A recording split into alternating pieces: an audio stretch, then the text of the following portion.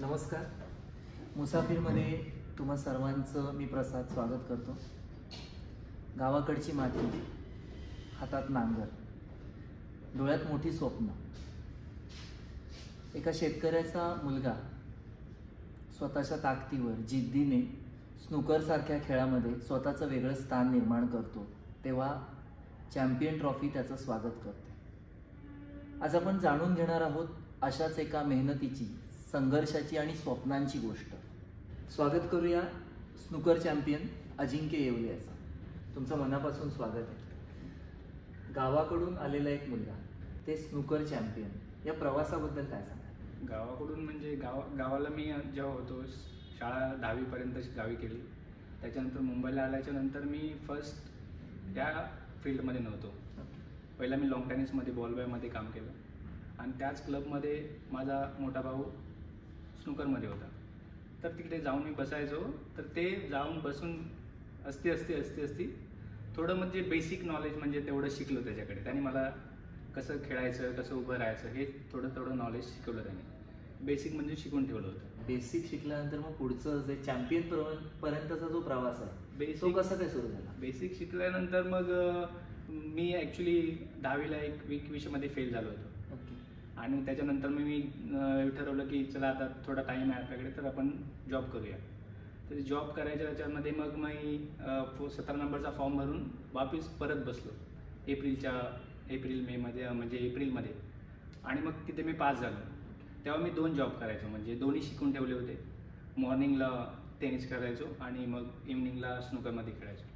पण असे नॉर्मली असं एवढं काय त्यामध्ये इंटरेस्ट नव्हता तेव्हा. म्हणजे फक्त जॉब म्हणजे करायचो. त्याच्यानंतर मग मी एक्झाम दिली, त्याच्यामध्ये पास झालो. आणि मग फक्त 10वीला तेव्हा तेवढे डिमांड नाही. मग सगळे अभ्यासात थोडं लक्ष कमीच होतं माझं. कामामध्ये खूप उत्सुकता होती. मग कॉलेज करायचं ठरवलं. मग कॉलेजला लागल्याच्या नंतर मग मी आता, कारण कॉलेज सकाळचं असल्यामुळं मी टेनिस सोडून दिलं आणि मग स्नूकरमध्येच. सगळं शिक्षण गावचं आहे आणि टेनिस सोडून दिलं. स्नूकरमध्ये फक्त सकाळचं टेनिस असल्यामुळे सोडून दिलेलं. हां, बाकी नाही तर टेनिसची आवड होती. टेनिसची पण खूप आवड. अजून पण मी जर खेळायला गेलो, कारण माझे मित्रमंडळी सगळे त्याच्यामधले आहेत, तर मी कधी खेळायला गेलो तर अजून पण मी खेळू शकतो असं तेवढं शिकलेलं आहे. सराव करताना काय काय प्रॉब्लेम्स आले मग? सराव करताना म्हणजे प्रॉब्लेम तेवढे नाही, पण या फील्डमध्ये नवीन होतो तर मग कसं काय करायचं, प्रॅक्टिस वगैरे ते तेवढं माहीत नव्हतं. अगोदर म्हणजे वडील याच फील्डमध्ये आहेत, तर त्यांनी काही डायरेक्शन दिलं. आणि तेव्हा माझ्याकडे मोबाईल नव्हता, तर वडील या फील्डमध्ये असताना त्यांच्या पहिले DVD होते आमच्याकडे आणि घरी CD होती. तर वडिलांनी ते कॅसेटी आणून ठेवल्या होत्या. तेव्हा वडिलांसोबत बघायचो, पण तेव्हा तेवढं काही नॉलेज नव्हतं, त्याच्यामुळे काही समजायचं नाही. मग ते DVD नंतर ह्या फील्डमध्ये मी आल्याच्या नंतर मग ते स्वतः मी बघायला लागलो. ते कसं खेळतायत, कसं काय करतात, हे सगळं लक्ष देऊन मी त्यातल्या गोष्टी शिकायला ट्राय केलं. आणि मग मी टेबलवर ट्राय करायचो. सराव करण्यासाठी जिमखान्यात मेंबरशिप घ्यावी लागते. मग आर्थिक परिस्थिती आणि जॉब या सगळ्या कसा हे केला तुम्ही? आता मेंबरशिपसाठी मग मी कसं ह्याच्यामध्ये जॉबच करायला डायरेक्ट झालं. त्याच्यामुळं काय ते मेंबरशिपचं हे नसतं. मग जॉब करूनच मी हे सगळं हँडल केलं. मग जे सकाळी कॉलेज पण व्हायचं आणि जॉब पण व्हायचा आणि त्याच्यामध्ये माझी प्रॅक्टिस पण व्हायची. आता बहुतेक भरपूर जण आहेत ती फक्त जॉबच करतात, पण माझा इंटरेस्ट असल्यामुळे मी थोडी वाटलं अजून थोडीशी मेहनत केली तर आपण पण काहीतरी करू शकतो. त्याच्यामुळं मी थोडंसं लक्ष देऊन सराव करायला लागलो. स्नूकर खेळायला लागल्यानंतर एक बॅकबोन म्हणतात, म्हणजे ज्यांनी सपोर्ट केला, असे कोण आहेत? म्हणजे बाबा आहेत की भाऊ आहे? ॲक्च्युली बाबांनी माझ्या भावाला शिकवलं होतं आणि भावाकडून मी जे बेसिक नॉलेज होतं ते मला भावाने दिलं. त्यांनी मला बेसिक शिकवलं भावाने. आणि मग जे अजून आणि स्नूकरची स्ट्रिक जी असते ती अजूनपर्यंत मला भावानेच दिले अगोदरपासून. आणि आता पण जी मी यूज करतो ती पण बाबांनी दिली. मी अजूनपर्यंत जी स्वतःची स्ट्रिक आहे ती अजून घेतली नाही. सगळे जे, कारण बाबा मला खूप सपोर्ट करतात. ते जरी माझ्यात असे तो फेसवर बोलत नाही कधी की तू चांगला खेळतोस की काय, पण माझ्या मागे ते सर्वांना सांगताना खूप गर्वाने सांगतात की माझा मुलगा चांगला खेळतो म्हणून.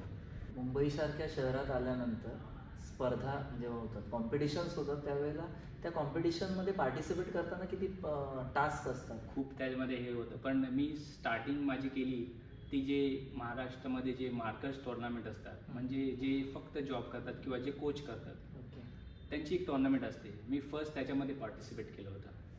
त्याच्यामध्ये अशी अवस्था होती फर्स्ट टाइम खेळताना की अक्षरशः माझे हात असे हालत होते.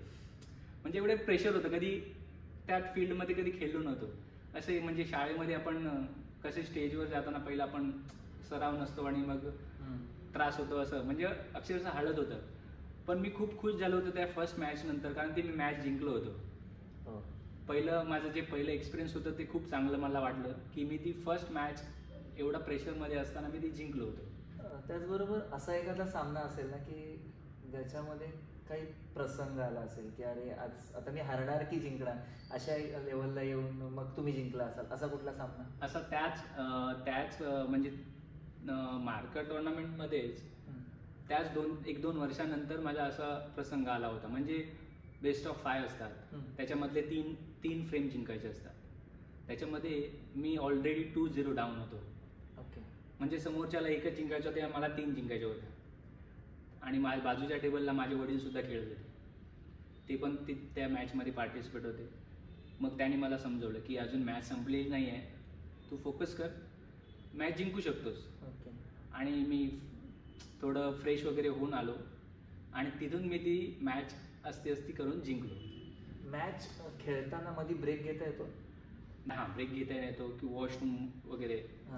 नाहीतर म्हणजे जर बेस्ट ऑफ 5 असेल तर 2 फ्रेम नंतर ब्रेक असतो, बेस्ट ऑफ 7 असेल तर 3 फ्रेम नंतर ब्रेक असतो. मग ते 5 मिनिटं ब्रेक थोडं भेटतो. एक गेम पूर्ण व्हायला किती वेळ लागतो? एक पूर्ण म्हणजे एक हाफ एन आवर म्हणजे 30 मिनिटं तरीचा टायमिंग आहे. पण जर कसं खेळेल त्याच्यावर असतं, पण 30 मिनिटं चालतो गेम. शेतीशी कसं अजून नातं आहे? शेती म्हणजे एकदम अजून सुटू शकत नाही असं आहे ते अजून. पण आता आपल्याकडे लॉकडाऊन पण पडलं होतं आणि त्या लॉकडाऊनमध्ये पण मी 2 वर्ष शेती केली. शेतीची खूप आवड आहे, कारण आजोबांपासून घरी बैल वगैरे होते, गायी होत्या आणि खूप आवड आहे. शाळेमध्ये पण जाताना पण मी गुरांना सकाळी रानात न्यायचो आणि तिथपासून ती आवड अजून पण आहे. अजून पण आता शेती खूप कमी झाली आहे गावाला, पण आता बैलांच्या रेस वगैरे खूप चालल्या, त्याच्यामध्ये थोडा इंटरेस्ट वाढला आहे. पण आता कसं काम वगैरे बघून आपल्याला करायला लागतं ते, त्याच्यामुळे आता टाइम भेटत नाही त्याला, पण इंटरेस्ट अजून तसाच आहे. म्हणजे शाळा सुटली आणि त्याच्यानंतर खेळामध्येच करिअर करायचं हा एक विचार मनामध्ये फिक्स होता? म्हणजे टेनिस झालं, आता स्नूकर, आता परत रेस म्हणजे बैलगाडा शर्यत. इंटरेस्ट म्हणजे कसं, आपण त्या फील्डमध्ये जे असतो त्या फील्डमध्ये असं वाटतं की काहीतरी करायचं, नुसतं त्या फील्डमध्ये राहून काय असं काय अर्थ नाही, काहीतरी फील्डमध्ये करावं. त्यासाठी मग अगोदर इंटरेस्ट होता टेनिसमध्ये, पण टेनिस काही कारणामुळे मला बंद करावं लागलं. मग मी स्नूकरमध्ये आलो. मग स्नूकरमध्ये आल्याच्या नंतर मग मी त्याच्यावर फोकस केला. मग यूट्यूबच्या मॅचेस बघणं किंवा वर्ल्ड चॅम्पियनशिप ज्या होतात त्याचे जे मोठे प्लेयर आहेत त्यांच्या मॅच बघून सगळे मी व्यवस्थित, म्हणजे मला इंटरेस्ट त्याच्यामध्ये वाढायला लागला हळूहळू आणि मग मी त्याच्यात गेम बनायचं ठरवलं. स्नूकरसारखा खेळ तुला काय शिकवतो? स्नूकर म्हणजे एक टेम्परमेंटवाला गेम आहे, त्याच्यामध्ये टेम्परमेंट खूप गरजेचं आहे. म्हणजे फोकस पाहिजे त्याच्यामध्ये, डोक्यामध्ये कुठले विचार नाही हवे, एकदम फ्रेश असेल तरच तुम्ही खेळू शकता. आणि जेवढी मेहनत कराल तेवढं तुम्हाला त्याच्यामध्ये फळ मिळतं, एवढं आहे. आणि असं एक स्नूकर गेम आहे की त्याच्यामध्ये तुम्ही रोज काहीतरी नवीन शिकू शकता. खूप त्यामध्ये असे पार्ट्स आहेत शिकण्यासारखे. असं नाही की तू आज रोज वेगवेगळ्या आपल्या कंडिशन असतात, त्यात कधी चांगला गेम असतो, कधी खराब असतो, म्हणजे अडथळे खूप असतात त्याच्यामध्ये. एक फोकस कमी जास्त होत असतं. टेबलवर साधारण किती बॉल्स आणि कशा पद्धतीने तो खेळला जातो? टेबल स्नूकर आहे त्याच्यामध्ये 2 गेम आहेत. त्याच्यामध्ये बिलियर्ड्समध्ये फक्त 3च बॉल असतात, एक येलो, एक व्हाईट आणि एक रेड. तो येलो बॉल जो असतो तो आपण जर येलो बॉलने खेळत असेल तर ऑपोनंटचा व्हाईट बॉल असतो. त्याच्यामध्ये फक्त 3 बॉल असतात आणि त्याच्यामध्ये 3 शॉट असतात, एक pot, in of and can. आणि स्नूकरमध्ये असतं टोटल 22 बॉल असतात, त्याच्यामध्ये 15 लाल बॉल असतात आणि 6 कलर बॉल असतात. त्याच्यामध्ये एक रेड, एक कलर, एक रेड, एक कलर असे घ्यायचे असतात. जोपर्यंत रेड टेबलवर आहे तोपर्यंत ते जे कलर बॉल आहेत ते स्पॉटवर येतात आणि जे रेड संपल्याच्या नंतर मग ते सिक्वेन्सनी घ्यायला लागतात जसे त्यांचे नंबर वाईज. त्याच्यामध्ये रेडचा एकच पॉईंट आहे, कोणत्याला पण रेड मारला तर एकच पॉईंट मिळतो. येलोचे 2 पॉईंट आहेत, ग्रीनचे 3, ब्राऊनचे 4, ब्लूचे 5, पिंकचे 6 आणि ब्लॅकचे 7. म्हणजे एक रेड आणि एक येलो घेतला तर 3 पॉईंट मिळतात. एक रेड आणि एक ब्लॅक घेतला तर 8 पॉईंट मिळतात. जेवढे आपण जेवढे ब्लॅक घेऊ तेवढे जास्त स्कोर होतो. आता गावाकडे गेल्यानंतर एक स्टारडम तयार झालं असेल, म्हणजे एक वलय तयार झालंय, लोकही त्या पद्धतीने बघत असतील, तर मग कसं वाटतं? खूप चांगलं वाटतं, कारण सगळेजण त्या नजरेने आता म्हणजे ते गावामध्ये जे होतात त्या दृष्टिकोन वेगळा होता आणि आता मी गेल्याच्या नंतर खूप इज्जत होते. म्हणजे खूप आता जी गावची म्हणजे वयस्कर माणसं आहेत ती खूप चांगली म्हणजे शाबासकी वगैरे देतात की आपल्या गावचा मुलगा चांगल्या स्तरावर पोचलाय. आतापर्यंत कुठल्या टुर्नामेंट तुम्ही जिंकले? आतापर्यंत मी जिंकलो म्हणजे 2 मार्कर टुर्नामेंट जिंकलो होतो आणि आता रिसेंटली एक ओपन टुर्नामेंट जिंकलो 6 रेडची. त्याच्यामध्ये पण 2 इव्हेंट असतात, एक फुल फ्रेम असतो आणि एक 6 रेड. म्हणजे क्रिकेटमध्ये जसं ODI आणि T20 असतं असे 2 प्रकारचे गेम असतात. पण मी सगळ्या टुर्नामेंटमध्ये पार्टिसिपेट करतो, स्टेट लेवल असू द्या किंवा ओपन टुर्नामेंट असू द्या. आणि नॅशनलला पण एक वेळ खेळलो आहे. भविष्यातली स्वप्न काय? आता इच्छा तर आहे नॅशनलमध्येच काहीतरी करावं. जेवढं पुढे जाता येईल तेवढं. नॅशनल चॅम्पियन व्हायचं? चॅम्पियन ट्राय तर करायचंच आहे, पण खूप प्लेयर्स आता म्हणजे खूप चांगले प्लेयर आहेत आता सध्या महाराष्ट्रामध्ये. आणि आता टॉप लेवलचे प्लेयर आता झाले आहेत, कारण सगळेजण कोचिंग वगैरे चांगले घेत आहेत, बाहेरगावी जाऊन कोचिंग वगैरे घेतात. त्याच्यासाठी आता याच्यामध्ये कोचिंग खूप गरजेची आहे. आणि माझं कसं पहिल्यापासून मी कधी कोचिंग घेतली नाही आहे, मी असंच बघून शिकलो आहे. त्याच्यामध्ये मला जर प्रॅक्टिस जरी केली तरी पण ते थोडं अडथळा येतो, कारण मी कधी कोचिंग घेतली नाही आणि कोच जरुरी आहे कुठल्याही गेममध्ये. सर्वसामान्य मुलांनी जर का हा गेम खेळायचा असेल तर काय करायला पाहिजे? सर्वसामान्य ते कोचिंग स्टार्टिंगपासून तुम्हाला क्लब नसेल तर आता खूप सारे पूल पार्लर म्हणून खोलले आहेत. म्हणजे असे नॉर्मली तिथे मेंबरशिपची गरज नाही लागत, डायरेक्टली खेळू शकतो. पण तिथे पण खूप स्ट्रगल असते, कारण तिथे पब्लिक खूप जास्त असते आणि कंडिशन चांगल्या नसतात. क्लब जर तुम्हाला चांगला बनवायचा असेल गेम तर तुम्हाला क्लबच जॉईन करावे लागेल.